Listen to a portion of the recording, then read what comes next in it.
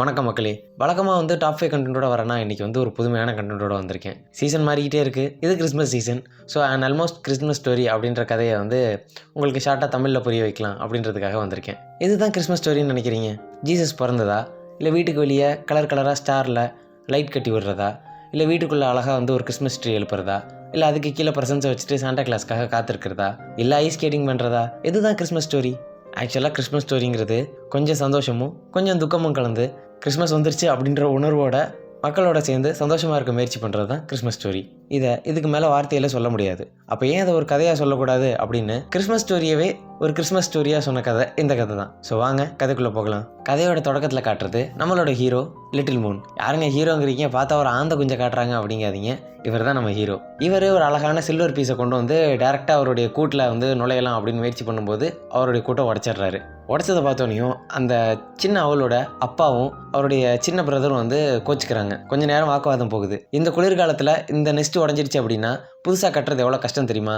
புதுசாக ஒரு கூட தேடுறதுக்கு எவ்வளோ நேரம் ஆகும் தெரியுமா?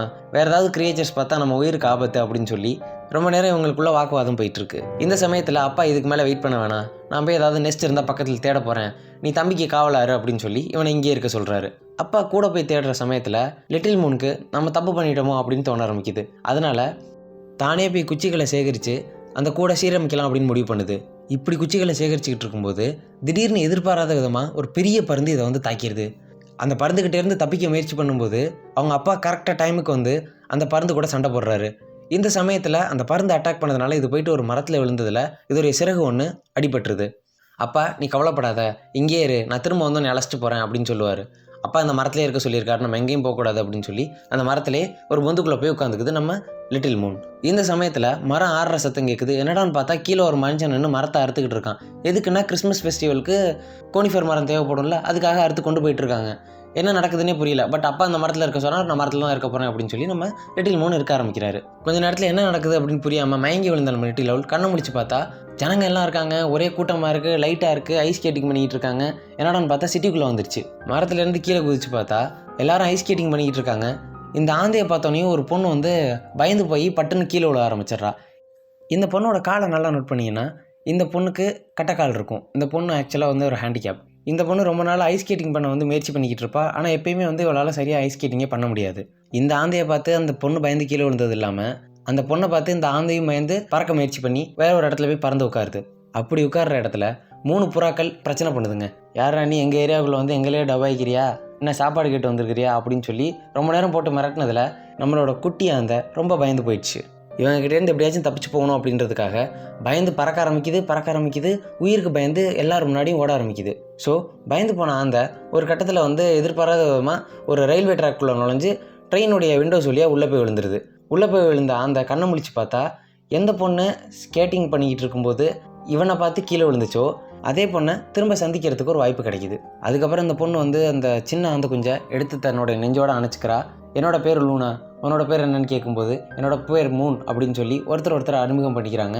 அதை தொடர்ந்து தங்களோட வாழ்க்கையில் என்ன நடந்துச்சு, நான் என்னுடைய அப்பா அம்மா கூட சந்தோஷமாக வாழ்ந்துக்கிட்டு இருந்தேன் காட்டில், இந்த மாதிரி வாழ்க்கையில் இதெல்லாம் நடந்துருச்சு, நான் எதிர்பாராத விதமாக இங்கே மாட்டிக்கிட்டேன், நான் திரும்ப வீட்டுக்கு போகணும் அப்படின்னு சொல்லி இந்த ஆந்த புலம்ப அந்த பொண்ணுக்கும் இதே மாதிரி சிமிலரான ஒரு ஸ்டோரி தாங்க.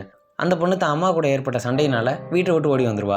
பட் திரும்ப அம்மா கிட்ட போகணும் அப்படின்னு முயற்சி பண்ணும்போது அந்த பொண்ணுக்கு சரியாக வழி தெரியாது. ஸோ இந்த மொமெண்ட்டில் இவங்க 2 பேருமே கிட்டத்தட்ட ஒரு அனாதை மாதிரி தான். பட் ஒருத்தருக்கு ஒருத்தர் அரவணைப்பாக இருக்காங்க. சரி வீட்டுக்கு எப்படி திரும்பி போகிறது அப்படின்னு பார்க்குறதுக்காக அந்த பொண்ணு ட்ரெயினுடைய மேப்பை பார்த்துக்கிட்டு இருக்கும்போது ஒரு நாய் நிற்கிது. தம்பி குட்டி பையா, இங்கே பாரு, இது எங்கள் ஏரியா, நான் இங்கே எல்லா இடத்துலையும் ஒன்று கடிச்சு வச்சிருக்கிறேன், என் லைனை தாண்டி நீ வச்சுக்கேன் பேஜாராயிடும் அப்படின்னு சொல்லி அந்த நாய் இந்த ஆந்தையை போட்டு மிரட்டுது. சரி தலை, நான் சும்மா தான் வந்திருக்கிறேன், நான் இப்போ போயிடுவேன் அப்படின்னு சொல்லி சௌசூன்யமாக பேசி நம்ம பிள்ளையும் தப்பிச்சுக்குது. அடுத்த ட்ரெயின் வர்றதுக்கு கண்டிப்பாக ரொம்ப நேரம் ஆகும். ஸோ ஏதாவது சாப்பிட போகலாமான்னு இந்த ஆந்தைக்கிட்ட அந்த பொண்ணு கேட்க சீக்கிரம் வாங்கி கூடாதா, வயிறு ரொம்ப நேரமாக கராபுரான்னு கத்துதுன்னு சொல்ல 2 பேரும் ஒரு பிஸ்கட்டை வாங்கி அழகாக சாப்பிட்டுட்டு உட்காந்துருக்காங்க. இந்த சமயத்தில் ஸ்டார்டிங்கில் நம்ம ஆந்தை குஞ்சை போட்டு மிரட்டின அந்த 3 புறாக்களும் திரும்ப ரிட்டர்ன் வருதுங்க. அந்த புறாக்களை பார்த்து எவ்வளோ நாள் தானே பயந்து போகிறது அப்படின்னு எதிர்த்து பேசலான்னு நம்ம ஆந்தை குஞ்சு பேச ஆரம்பிக்குது. நாங்கள் ஒன்றும் ஊரை விட்டு ஓடி வரல, வீட்டுக்கு எப்படி போகிறதுன்னு தெரியாமல் வெளியே தொலைச்சிட்டு நிற்கிறோம், முடிஞ்சால் உதவி பண்ணுங்க அப்படின்னு சொல்லி கேட்க புறாக்களுக்கு ஐயோ இவங்கள போட்டு கலாய்ச்சிட்டோமே அப்படின்னு ஒரே மனசு கஷ்டமாக போயிடுதுங்க. சரி நாங்களே உதவி பண்ணுறோன்னு அவங்களே முன் உதவி பண்ணுறாங்க. இங்கே நோட் பண்ண வேண்டிய விஷயம் என்னென்னா கிறிஸ்மஸ் தவறுகளை தேர்த்திக்கிறதுக்கு ஒரு வாய்ப்பையும் கொடுக்குது. இப்படி உதவி பண்ணி புறாக்கள் வழிகாட்டி கூட்டிகிட்டு போயிட்டு இருக்கும்போது முதல்ல ஒரு நாயை சந்திச்சாங்கல்ல, அதே நாய் திரும்ப வருதுங்க.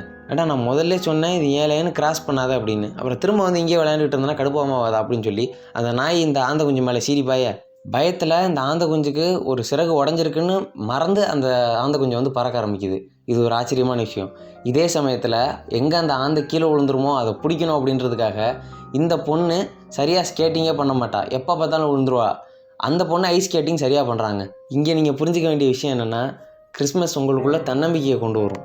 அதுக்கப்புறம் அந்த ஆந்தை கொஞ்சம் தூரம் பறந்து கீழே விழுவ பார்க்கையில் திடீர்னு போய் ஒரு புறா வந்து அதை காப்பாற்றிடுது.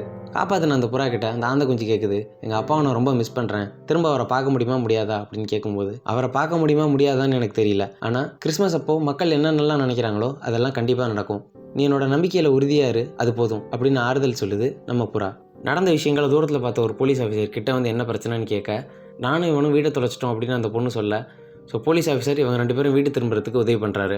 நம்ம ஆந்தை குஞ்சை திரும்ப காட்டு பகுதியில் எங்கே அந்த மரத்தை வெட்டினாங்களோ அங்கேயே கொண்டு போய் விட்டுறாங்க. இந்த உடஞ்சி போன ரெக்கையோட நம்ம ஆந்தை குஞ்சு திரும்ப தன்னோட அப்பாவை தேடி பறந்து போகுது. அப்பாவும் தம்பியும் நம்ம லிட்டில் மூனை பார்த்தவனையும் சந்தோஷம் தாங்காமல் ஒரே குதூகலம் தாங்க. அவங்கள பார்த்து நம்ம லிட்டில் மூன் மெரி கிறிஸ்மஸ் அப்படின்னு சொல்லுது. கிறிஸ்மஸ்னா என்ன அப்படின்னு அவங்க 2 பேரும் கேட்க, கிறிஸ்மஸ்னா அவங்களுக்கு எப்படி புரிய வைப்பேன்னு ரொம்ப நேரம் குழம்பிக்குது நம்ம சின்ன ஆந்தை குஞ்சு. ஆக்சுவலாக அப்பா எனக்கே கிறிஸ்மஸ்னா என்னன்னு சரியாக தெரியாது, ஆனால் எனக்கு தெரிஞ்சதெல்லாம் ஒன்று தான் அப்படின்னு சொல்லி தன்னோட அப்பாவை கட்டி பிடிச்சிக்குது. இந்த மொமெண்ட்டில் இந்த ஷார்ட் ஃபிலிம் முடியுது. பட் எனக்கு இதில் புரிஞ்சது என்னென்னா, கிறிஸ்மஸுங்கிறது ஒரு ஃபெஸ்டிவல்னு சொல்கிறத விட ஒரு அன்பை பரிமாறிக்கிறதுக்கான ஒரு தருணத்தை கொடுக்குது அப்படி தான் நான் சொல்லுவேன். இந்த ஃபெஸ்டிவல்னு மட்டும் இல்லை, நம்ம லைஃப்பில் வர எல்லா ரிலீஜனை சேர்ந்த ஃபெஸ்டிவலும் நம்ம அன்பை பரிமாறிக்கிறதுக்கு ஒரு தருணத்தை ஏற்படுத்தி கொடுக்குதுன்னு தான் சொல்லணும். இந்த தருணத்தை நம்ம சரியாக பயன்படுத்திக்கிட்டு நம்மளை சுற்றி இருக்கவங்களோட சந்தோஷமாக வாழ்கிறோமா அப்படின்றதான் கேள்விக்குறி. நீங்கள் சந்தோஷமாக வாழ்கிறீங்களா? இதோட அண்ட் ஆல்மோஸ்ட் கிறிஸ்மஸ் ஸ்டோரி முடியுது. இது மாதிரி இன்னொரு நல்ல வீடியோவில் உங்களை கூடிய சீக்கிரம் சந்திக்கிறேன். கண்டென்ட் பிடிச்சிருந்துச்சுன்னா சப்ஸ்கிரைப் பண்ணுங்கள். கீழே ஒரு கமெண்ட் கொடுத்தீங்கன்னா எங்களுக்கு மோட்டிவேஷனாக இருக்கும். பாய்.